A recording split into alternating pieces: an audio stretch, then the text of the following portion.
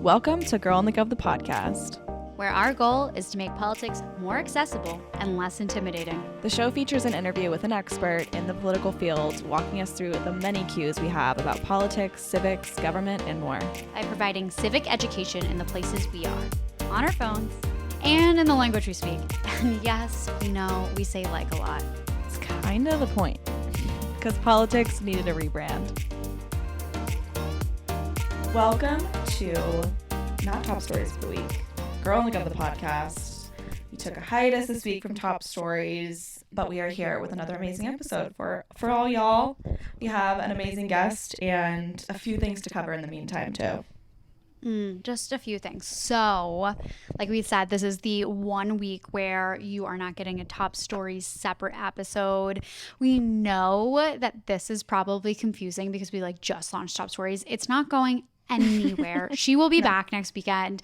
We just had a long weekend where we were working and a lot of special projects on the docket, and unfortunately we just couldn't make it the best product that we possibly could for its own episode. So and it was perfect because the news was bleak. It was dark. It was a dark day. It just nothing was happening. It just kind of just the stars aligned on that one. So here we are though. And here we are. Before we even get into some news stories that we do want to talk about, we have something to shout out. So Samantha, do you want to do the honors? Yes. Okay. So you guys know that we love PublicWise. If you're like, wait, what's PublicWise? This is your hint to go back and listen to our episode with PublicWise. We get into a little thing called the Insurrection Index, and it is juicy. It is fun. It is tea-filled. Also, wait, side note, by the way, do you know who now asks for the tea, literally is that phrase? Your parents? Yep. Yeah. I literally was texting them. I don't even remember what it was about. Something so low-key, and they're, oh my God, can't wait to hear the tea. I love it. You know what my dad said to me the other day? He was like, we were talking about some guy that they thought was hot, and he was like, oh, so he's not a snack? And I was like, whoa, sick, Dad. Stop. Nice. Nice lingo. I can't. Well, speaking of snacks, I think there might be snacks at this particular event that we're about to shout out. Perfect segue. So we'll get into it. So our friends at PublicWise will be hosting a fundraiser on September 19th at 7 p.m. Eastern time, because it's in New York, those details, featuring performances by drag ambassadors from partner organization Drag Out the Vote. Which, by the way, guys, if you aren't already following them on IG, go do it now. Why are you waiting? You can listen to this and follow them at the same time. Multitasking. We love to see it. Only in this instance, and don't do it while driving. Anyways, the event will be at the Public Hotel in New York. And we would love to see you there. Everyone would love to see you there. You're going to want to go. Bring a friend. You know the deal. So, a few background details. PublicWise, which is an organization committed. The way that I just absolutely made committed with 2 T's, committed with 10 T's was particularly interesting. I committed to the word committed. Anyways, an organization committed to making sure democracy is accessible to all, especially Black, Latinx, AAPI, and other communities of color who have been most disenfranchised from our political systems, is partnering with Drag Out the Vote to get out the vote in LGBTQIA plus communities. Those who are suppressing the rights of this group are the same individuals who support the big lie and are passing voter suppression laws in their states that target BIPOC voters. So this event is a fundraiser. It's a fundraiser. You have fun, Fundraiser. and you also raise money. And you're funding. Ooh. Well, I guess that's the origin of the word fundraising, I'm sure. Looks up definition. That's probably why they created the word fundraiser, is because fund is in it. I don't know. Okay. I'm no Webster. Coming all together. Oh. Also, I think I was about to be Webster is such a cute name, and then I was like, oh shoot, why do I think that? And then it's Stormy Webster. Stormy Webster. I thought, yeah. I was weird how that happens. Anyways, we are really killing it at staying on brand, on topic. Well, on brand for us to be ADHD. Very off brand. Topic is part of the game. But regardless, a few additional details. If this event is up your alley, which it should be if you're in New York, this is going to be a fun one. Also, public hotels I love it. I love it. Like that alone.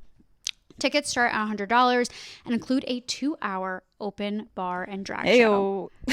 Like that sounds like my dream night. Better event, right? I literally no, fully. You are literally getting out the vote. You are supporting an amazing organization that is in the civic world, political world. Organizations. Why does that sound weird when you say it like that? But and you get a 2-hour open bar and a fucking drag show. Are we joking? I wish I was in New York City. I would be there so quick. But flights these days. Flights these days are really trying to kill us slowly. It's fine. We're bitter. We have a lot of bitterness towards that, but we are not going to let that bitterness ruin this awesome shout out because we are excited. We are very excited. This is a great event, great fundraiser, great organizations, great cause. If you guys have any questions about the events, tickets, etc., feel free to DM us, email us, etc., and we'll get you hooked up with all of the details. But again, mark your calendar, September 19th at 7 p.m., Public Hotel, New York. Yeah. What the fuck was that accent? New York. Like, that's not even... I feel like your fellow New Yorkers would not be happy with you. Oh my God, no, they would like absolutely throw me off the islands. Off the island. She's exiled. But yes, definitely go check out Public Wise. First of all, go listen to our episode with them and definitely check out this fundraiser if you're in the tri-state area or you're going to be in New York at that time. This is seriously, I'm sure, going to be so fun. But again, just partnered with some really amazing action items and advocacy. So we'd love to see it. But amen to that. Moving forward, there were a few things that happened over the weekend, a little bit last week, and one of them being Jackson, Mississippi, and the water crisis that's been happening there. And so we definitely wanted to go over what happened and kind of give any updates on where that's all at. So basically, Mississippi state capital Jackson was without reliable water supply Monday after rain and flooding pushed the Pearl River to dangerous levels. And then the mayor declared a water system emergency Monday evening because of complications from the Pearl River flooding. He said issues at the O.B. Curtis water plant resulted in low or no water pressure for many residents. The water shortage is likely to last the next couple of days, and the city has been under a boil water notice since last month because tests found a cloudy quality to city supplied water that could hinder the disinfection process and lead to illness. So the EPA issued a lengthy report in 2020 outlining major shortfalls of Jackson's water system, which included failure to replace lead pipes, faulty monitoring equipment, and inadequate staffing. The community's lack of reliable water has trickled to even the most basic services such as drinking fountains at a middle school, and water pressure has been restored in some of Jackson, and the governor Tate Reeves and the city government said, today the tanks are full, water pressure is solid. The governor said, while there may be more bad days in the future, we have, however, reached a place where people in Jackson can trust that water will come out of the faucet. The bar is so low. So low. People in Jackson can trust the toilets can be flushed. And I'm not holding my breath. That's the thing. No. I have some family that live in Jackson and outside of Jackson, and I think it's been a mess. And I think the big story here is environmental justice and climate justice, and how this is one of those examples of how low-income communities of color are hit first and worst by climate change. And that's exactly, I feel like, what we're seeing here. It's unacceptable and unfortunate. On so many levels. And I think, one of the things that comes to mind here in a few different lights is that we need to do a deep dive on Mississippi politics. We need to get into the weeds here because obviously the story is on our radar. This governor, also referred to as tater tot by some, I've heard through the grapevine. I'm obsessed with that. Unfortunately, he is a moldy, gross tater tot. Yeah, that. I also don't like tater tots, which is a very justice for tater opinion. Tots everywhere. Yeah, but right? I feel like I could give that name to so many politicians. I just love that tater tot. Tater fucking tot. Justice for tater tots, but also I love a lot of forms of potato. Tater tots, not it. not it. Why is it smushed a little piece of potato? Him. Why can't we have a solid piece of potato? Why are we smushing it apart to bring it back together? You know, it's a lot of piecemeal. It's like an extra process. Doesn't make any sense to me. Regardless, we know I'm no chef, but we knew, lightly from afar that we're personally not fans of this governor. He is definitely well known for being a POS. I was really about to mess that up. Piece of shit. Yep, piece of shit. Thank you.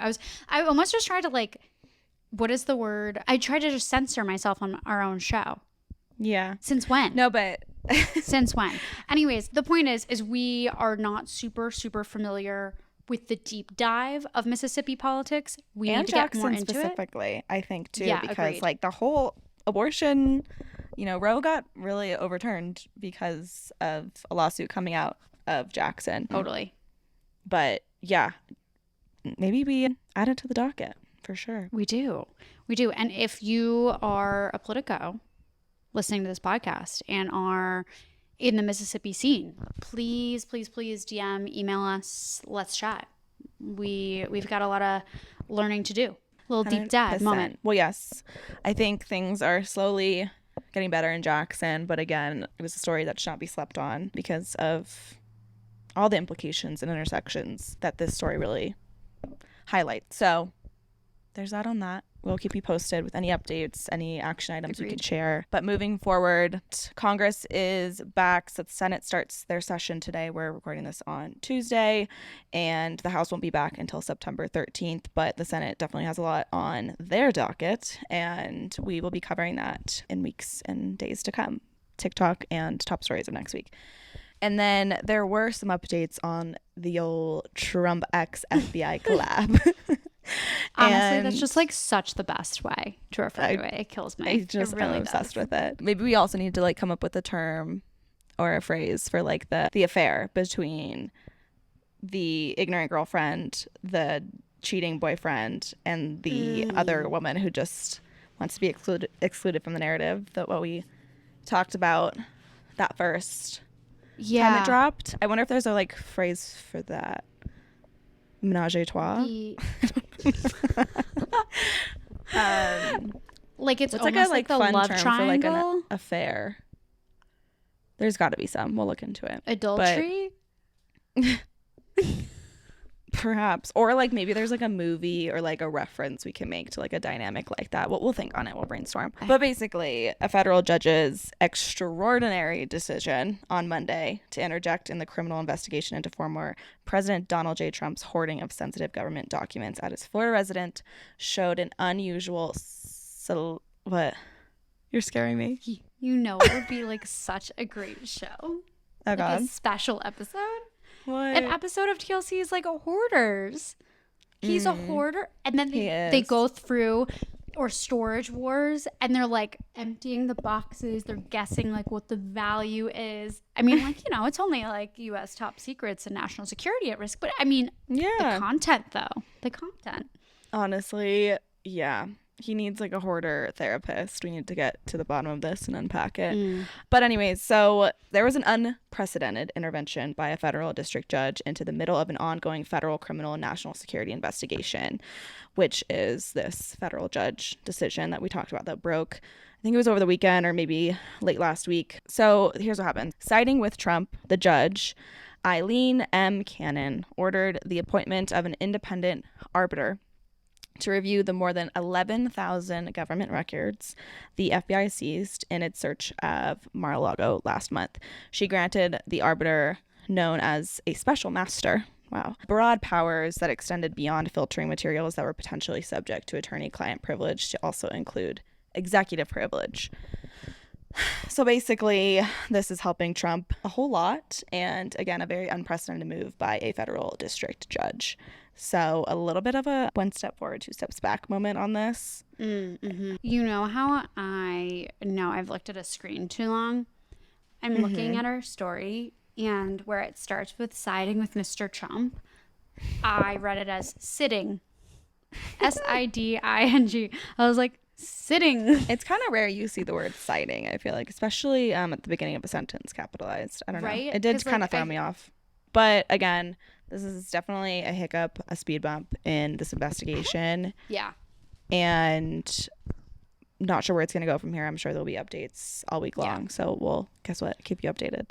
I still have hope. I really do. Like this, you know, it did knock me off my every time pedestal. Sam says I have hope, it makes me have hope, because when Sam has hope, something real is happening here. Whereas like if she doesn't have hope, she's usually pessimistic. She's usually like, nope, nothing. It's not gonna happen. Like, okay. And I'm over here in my glitter rainbow world. Like, I don't know. I feel like. So bottom line is Samantha's hopeful, and that means a whole lot. Just wanted to put that out there. What can I say? But we have an amazing guest. Let's introduce her. Super, super, super important topic, and we're excited for y'all to hear it. Do you want to introduce her? Absolutely. Well, we are going to get right into it because we did take a little bit of time yabbering about top stories. So, nonetheless, our interview is all about incarceration, prison pipeline, and more. And it is with Dr. Nneka Jones Tapia. She is the managing director of Justice Initiatives at Chicago Beyond. So, without further ado, here is Dr. Nneka Jones Tapia. Well, we are going to get into it. You are the managing director of Justice Initiatives at Chicago Beyond, and we have to go above and beyond and know what this organization does, what you do there. Can you give us a little bit of that walkthrough as to the day-to-day and what goes on at Chicago Beyond?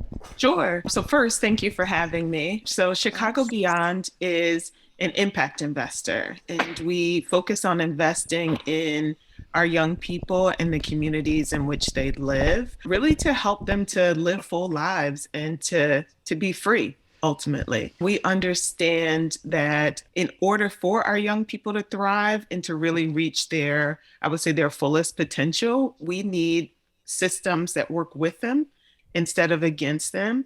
And so our approach is pretty holistic. We invest in individuals, ideas, organizations, all aimed at making a systems level impact to support our young people. And we have been around now for about 6 years, a little more than 6 years actually. And in that 6-year time frame, we have invested more than 40 million in those individuals and ideas and organizations that I mentioned before to really, I would say, challenge the status quo, to really think about how we can minimize the inequitable practices that our young people have had to contend with. And like we all know, there's no single barrier to equity, right? So we invest in everything from healthcare to safety to education, and really value that more holistic approach. Yeah, I love that. Well, what are some of the justice initiatives that you work on through this role as managing director? Sure. So the justice initiatives specifically are really strategies to really help us to do two things: reduce the number of people who are incarcerated, and I would say more generally and broadly to increase safety in communities. And it's not just safety in the community that we live in, but it's also the community of people behind those bars and barbed wires in jails and prisons. And we really try to do that in two major ways, and that's through making investments in communities, especially those communities that have been most impacted by incarceration, and changing the conditions or supporting correctional institutions to change the conditions by which people who are confined in and work in jails and prisons have to deal with. So like lots of things. There's a lot going on. Your day-to-day must be absolutely craziness, which we got to also like ask on a side note. Like what's your routine like? Like how's your day-to-day? Like how do you get it all done? Well, I'll tell you, the crazy part of my day is not my work. So I'm a mom to a 2-year-old son. So, hello, that's craziness in and of itself. Totally. But I really try to start the day just in silence and in quiet, because as the day progresses, things just, things can go awry in any way. And so that's really my way to kind of get a handle on how I'm going to show up no matter how the day goes. And that's really a practice that I developed when I was working in a correctional institution. Like, just like now, you don't have control over how your day goes. And so I found that I was able to show up better when I was more grounded. And then as the day goes on, I'm usually now engaged with various people, from community members who are focused on feeding families or having after school activities for kids to keep them safe, or having peer support groups for people who are leaving correctional institutions. And I try to prioritize conversations with people who have been most impacted by the system. So people who have been incarcerated, staff who have worked in these facilities, correctional administrators, current and former. And I try to wrap those conversations up by the middle of the day. So then I use my afternoon time to really be thoughtful, understanding each of those vantage points, how we can bring each of those groups who are typically siloed together to really reach some solutions that work for all of us. Yeah, absolutely. I love that. I'm going to copy you and start my day in silence going forward. I know. I need to start my meditation practice ASAP. It's going to be a very necessary add-on for our summer, but we do want to talk about your background as well and getting to this position. What was that journey like? How did you end up here? Any sort of big moments along the way? What did that look like? There are always big moments along the way. But really, I would say my whole life has really led me to the work that I'm doing now at Chicago Beyond. I oftentimes share that earlier in life, my father was incarcerated for a significant portion of my childhood. And undoubtedly, that experience helped to shape my passion for wanting to bring healing into correction, specifically in jails and prisons.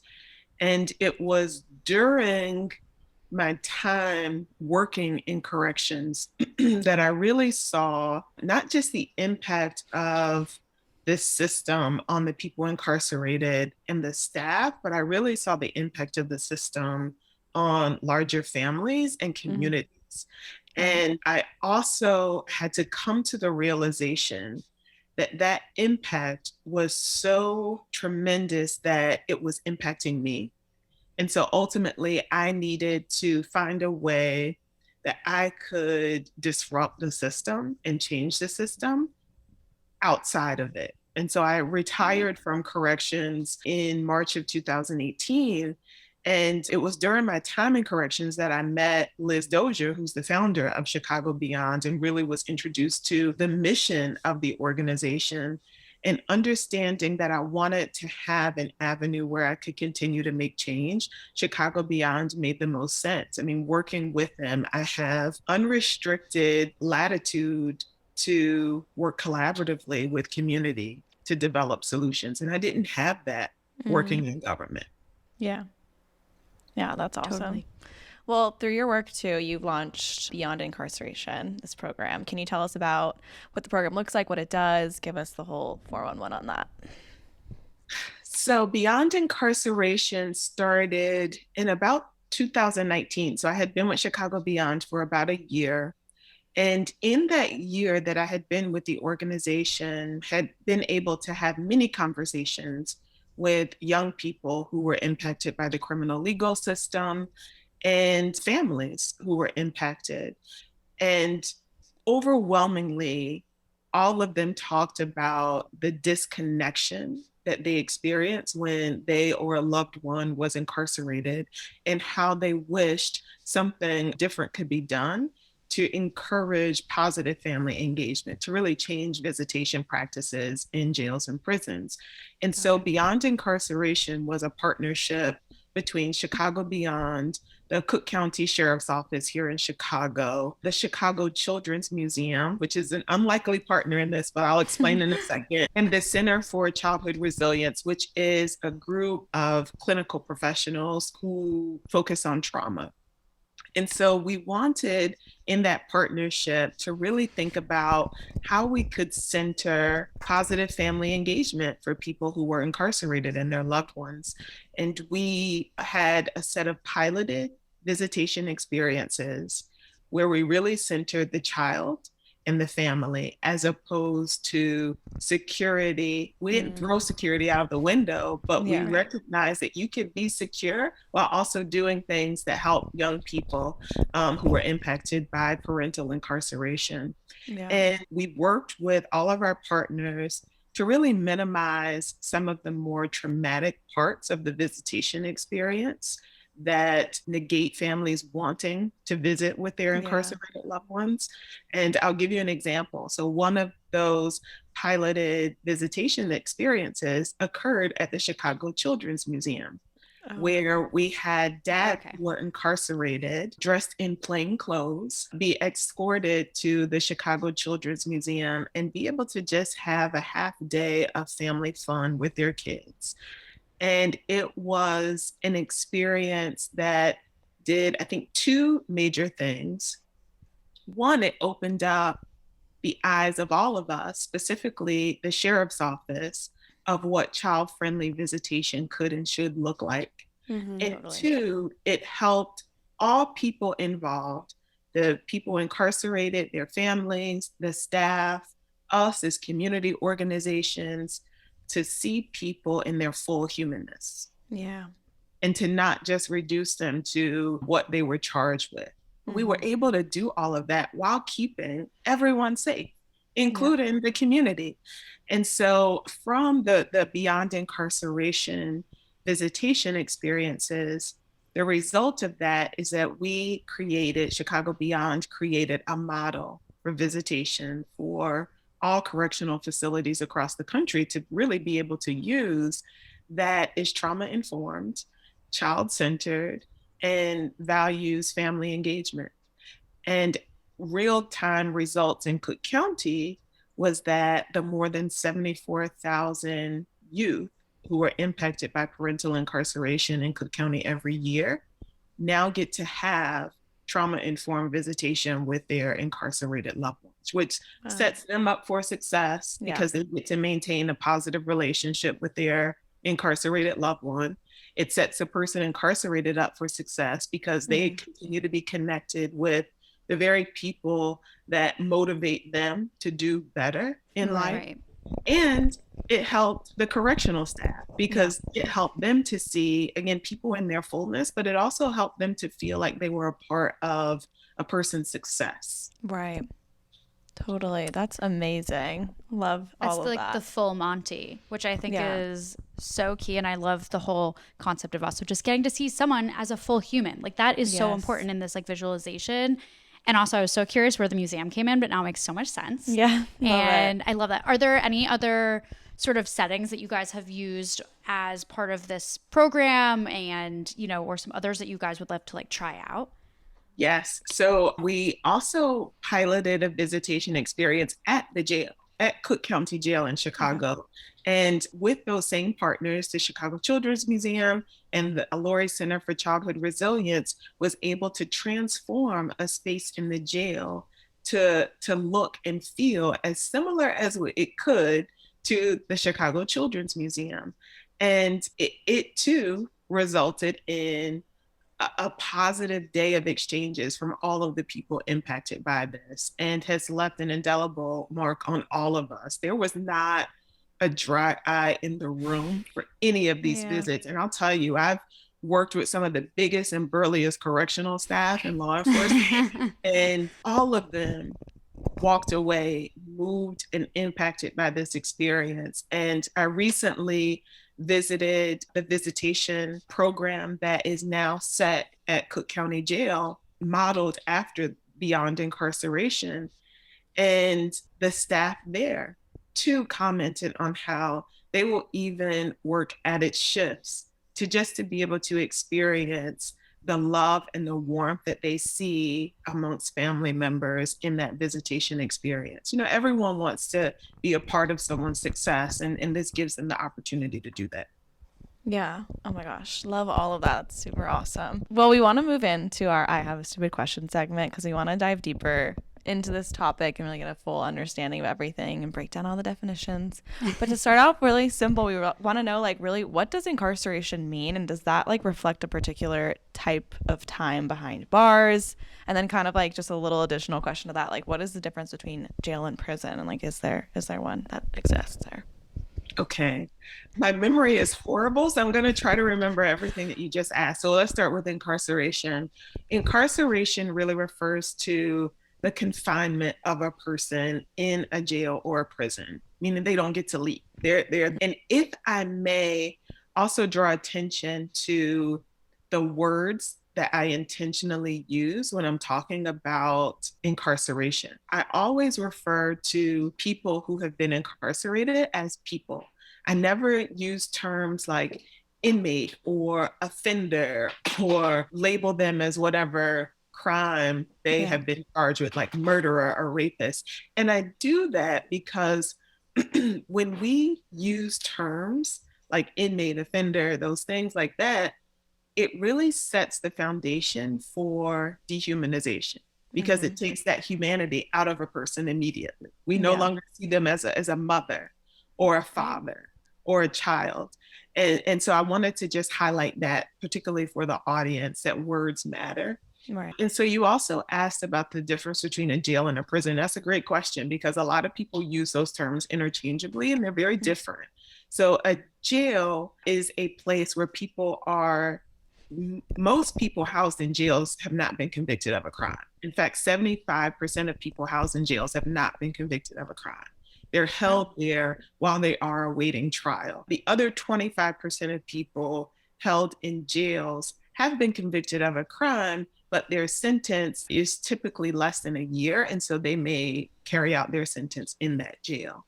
A prison holds people who have been convicted of a crime, and those crimes can range from a level that we call nonviolent, such as theft, or it can include people who have been convicted of more violent charges. Mm-hmm. Got it. I was always so curious if there was a difference, and look at that. There is. So glad we've got that defined. For another leg to this journey, what is the prison pipeline?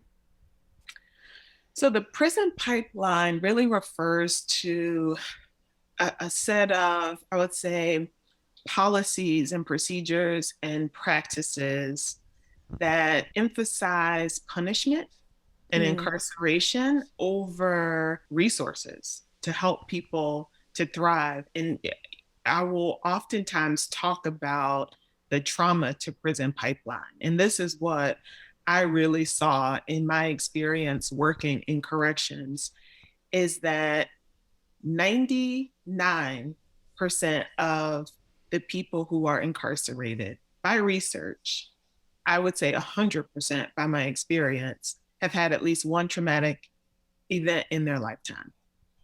And why is that important? Because to have that overwhelming number of people to have experienced trauma, to be charged with a crime, there is clearly some relationship there for me between trauma and engagement in criminal activity.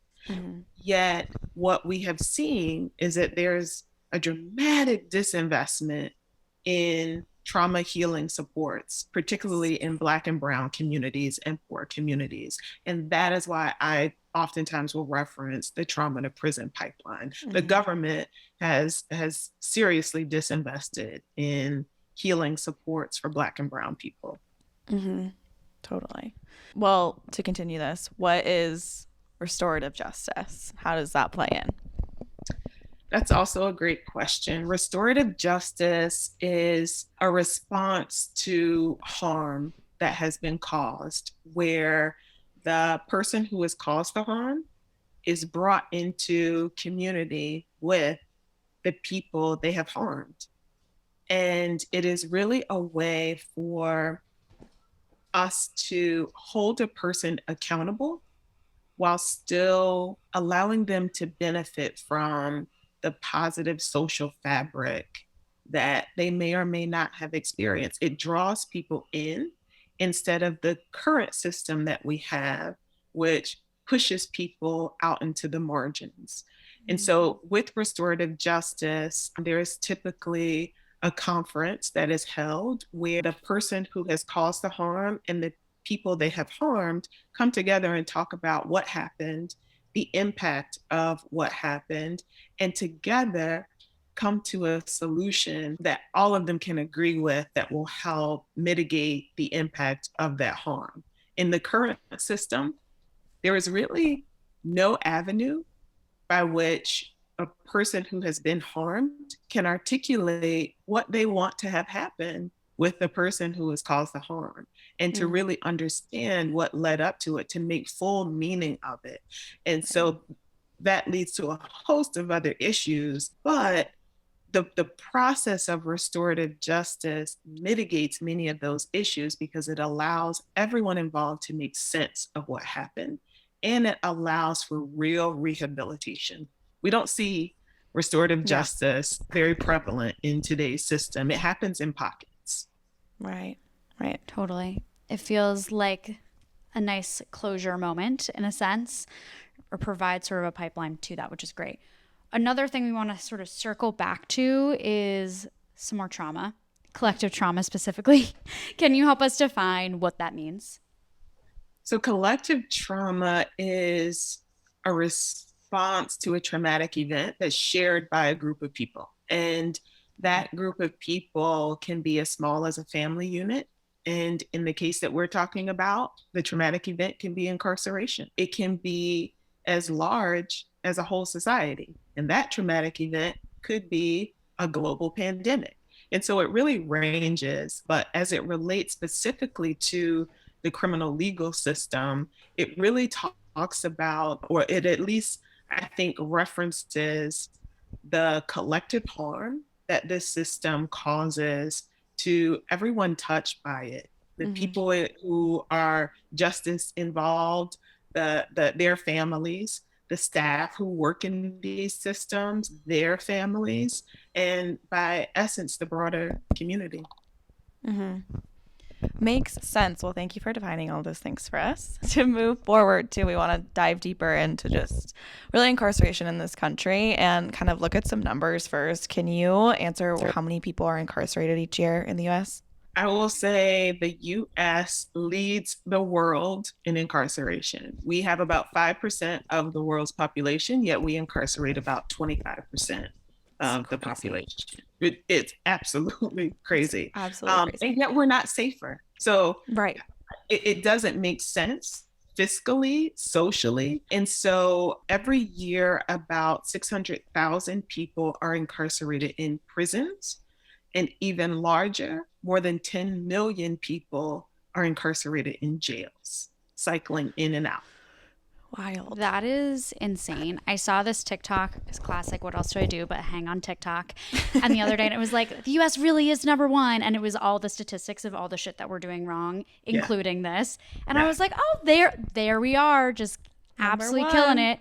Oh, God, I love that. So anyways, obviously we need to change that, but we do want to talk about some of the other details involved here. What are some of the people that are incarcerated? What are they typically accused of? And I want to make sure we're talking accused too, because just because someone's behind bars does not mean that they're guilty. Very important distinction. Yes. So people are charged with a variety of crimes, from theft to and I keep saying theft because I have in my head the countless people I encountered while I worked in the system who were incarcerated because they were stealing food from grocery stores to feed themselves or their families. Right. People can be incarcerated for being homeless. People also are incarcerated for more heinous crimes like murder or sexual assault. And one thing that sticks out in my mind is that no matter what a person was charged with, hearing their story helped me as a psychologist and helped me as a person working in this institution to understand the countless number of systems that could have supported a person in community and disrupted this cycle of them ending up in their current situation. So people were failed by countless systems, educational system, their family system, the community system, their religious and spiritual community. And so that's really why we have taken at Chicago Beyond a heightened focus in how we can better support resources and supports in communities so our systems don't continue to fail people. I'm proud of our most recent work that I'm sure we'll talk about later that really focuses on that systems level change. Absolutely. It's so true. Well, looking too at, obviously the amount of people who kind of enter the system and are incarcerated, what does it look like to have people who typically like exit prison each year? Are those numbers good? Like how does that look? The actual rehabilitation that's supposed to be happening? Well, I want to be careful not to associate the number of people re-entering communities with rehabilitation, because I will tell you it's rare for rehabilitation to occur in a correctional facility as it exists now. But at least 95% of the people who are incarcerated re-enter communities. And that is a good thing, because we don't want people to be confined for the rest of their lives. It's not normal to lock a human being in a cage. And that's the essence of what we're doing in this country, locking human beings in cages. Yeah.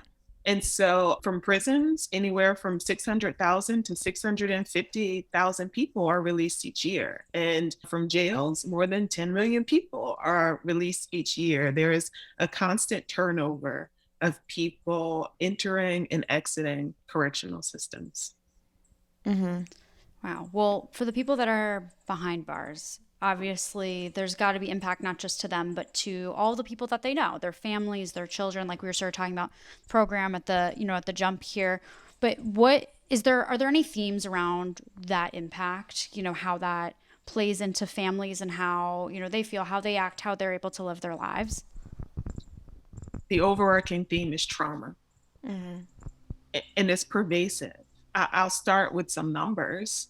You may be surprised, and your audience may be surprised to hear that almost half of adults in the United States have had an immediate family member incarcerated. Wow. Almost half of us. 5 million children have had an incarcerated parent. There are more than 400,000 correctional officers working in jails and prisons. So the numbers are astronomical. Yeah.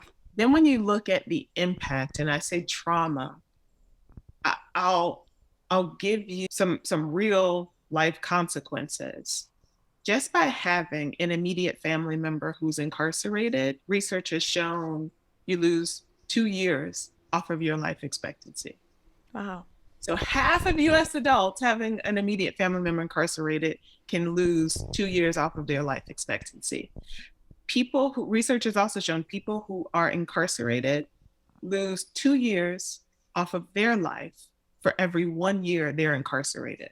Oh my gosh. And reincarcerate people for long amounts of time. Yeah. When I was at Cook County Jail, the person who was in our custody the longest, pre-trial, they had not been convicted of a crime, was there for about 10 years, waiting for trial. And then for the staff, correctional staff have a life expectancy that's 20 years lower than the general population. The average correctional officer lives to age 59. Wow. Yikes. Wow.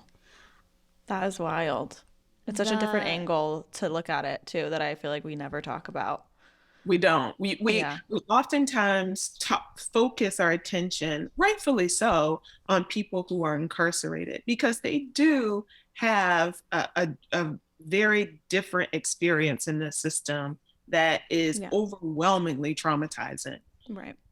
I also have seen firsthand the impact of this system on staff. I think I had just completed my doctoral degree. And so I was working at Cook County Jail. And during my tenure there, had developed many friendships with staff.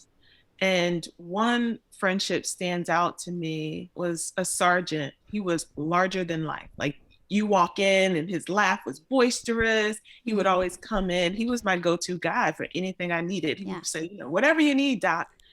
And I never was quite prepared for the Friday morning that I walked into the jail and was met with staff who had to inform me that he had taken his life the night prior. Oh, and I wish I could tell you that that was uncommon. Right. But one of the things that I think precipitated my exit from working in the system was I just grew tired of going to funerals for staff members. Oh, man. Whether it was because they died from suicide or it was because they died from physical ailments, all of those things, unfortunately, were linked to their employment in a correctional institution. So what I saw was people were literally dying for a paycheck. And I felt compelled to share that part of the narrative too with the broader community, because this system is not working, not just for people incarcerated, not just for their families, but it's also not working for the hundreds of thousands of staff who work in these systems. Yeah. Oh my gosh, totally. That's such, again, just an angle we never ever talk about. It's so important. Well, also, like, another factor obviously is like communities that are affected from incarceration and high incarceration rates. Like, how does, communities with higher incarceration rates, like, is there a cycle that kind of perpetuates in those communities? Like, can you kind of explain how these impacts flow into the communities surrounding them? Yes. So incarceration in this country is really about disconnection.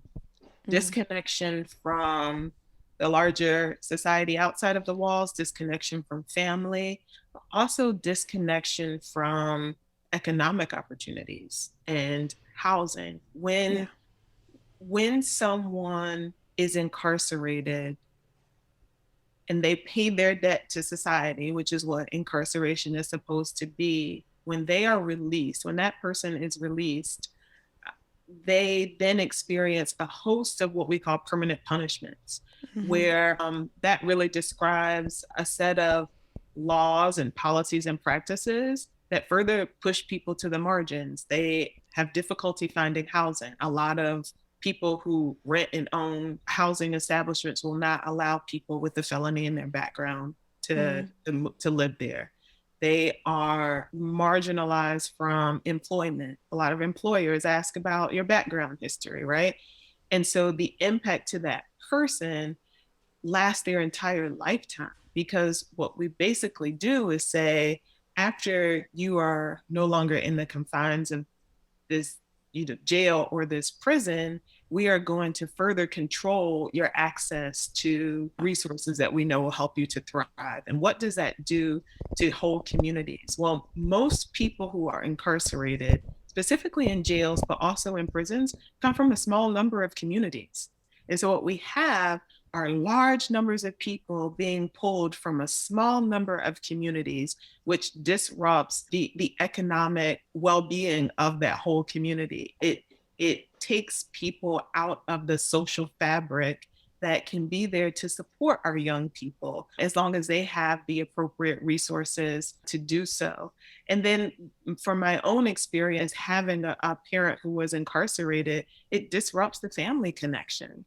And when a child in particular experiences the incarceration of a parent, it sets them up for a host of potential negative outcomes, like disengagement with school or academic achievement, the possibility of substance use, mental health concerns, later in life, having difficulty engaging with law enforcement and may be set up for potential incarceration.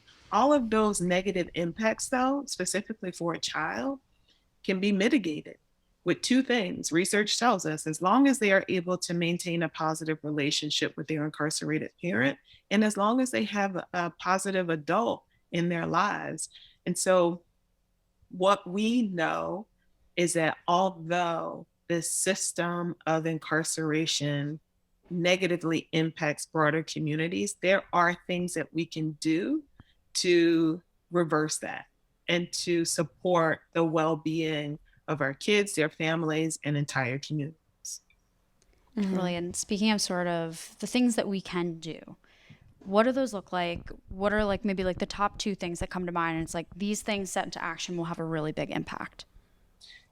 That's really the impetus behind our framework for holistic safety. And so we spent the last year talking with and partnering with people who have been most impacted by the system, people who have been incarcerated, correctional staff, current and former correctional administrators, survivors of crime, families, and really collectively thinking about how we can create conditions that help people to thrive. And what we boiled it down to is that we can no longer afford as a country to focus on control and punishment, understanding that those things are a cycle of trauma and violence that will continue. We have to create conditions where people feel whole, where they feel protected, and where they can be resilient in the face of trauma that we will inherently experience. And what does that look like?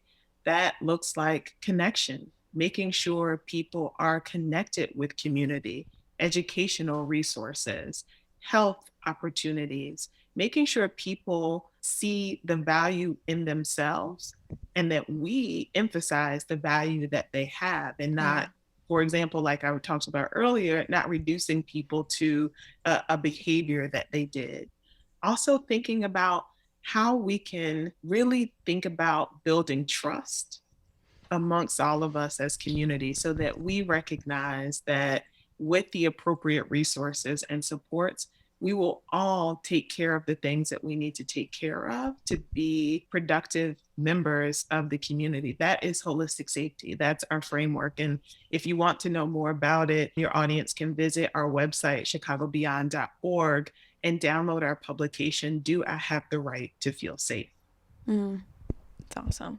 Well, I also have a question too, just, we're a political podcast. We love to give like political action items, but where can people look to politically to make these types of changes? Like is looking to your local government best, state, federal, like what do you suggest if you're a voter, if you're just trying to be civically engaged on this issue, like where to look and where to make the most impact?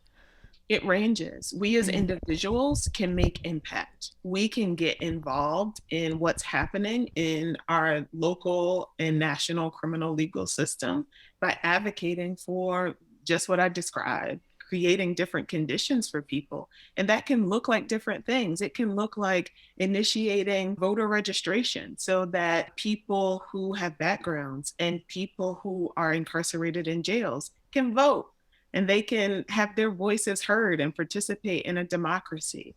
We can also look at who we are voting for in positions of power, whether it is the local sheriff or it is the person setting the laws for the correctional institution, making sure that those individuals understand that we can no longer just identify ways to punish people and control them, because that is how we have gotten into this system that's out of hand now and really not creating a greater safety net for us. Instead, we should be looking at people who are focused on two things.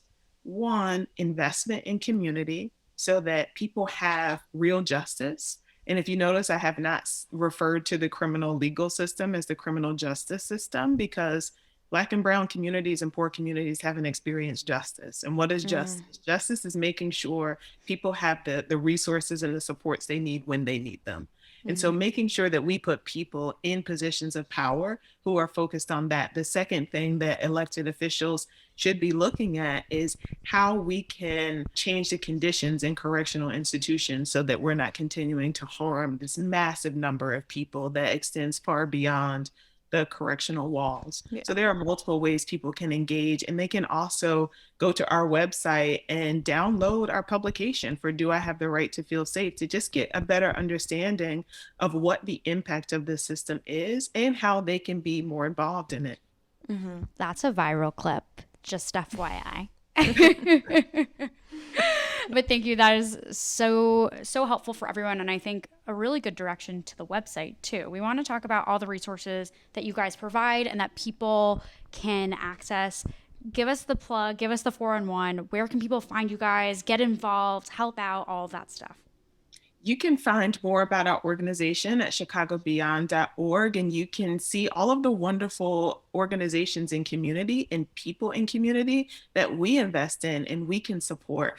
And you can drive support to them as well. You can also learn more about our work specifically to change our system of incarceration and really work with us to get holistic safety instituted and embedded in more correctional facilities across this country. I'm very excited to say that a number of correctional administrators have engaged with us since we launched Do I Have the Right to Feel Safe? Because they recognize that we have to do things different. And so I think by engaging with our website, the larger community will identify some ways that we can all be a part of what that something different can be. And you can see all types of things that we're doing, events, and where we'll be out in the spaces, and join us for those events. Yes, go join, go check it out. We will link all of that in the episode description for this. But thank you so much for coming on and explaining everything. Like, we really appreciate you and your time. So thank you. Thank you. Thank you both. It's been a pleasure, Maddie and Sammy.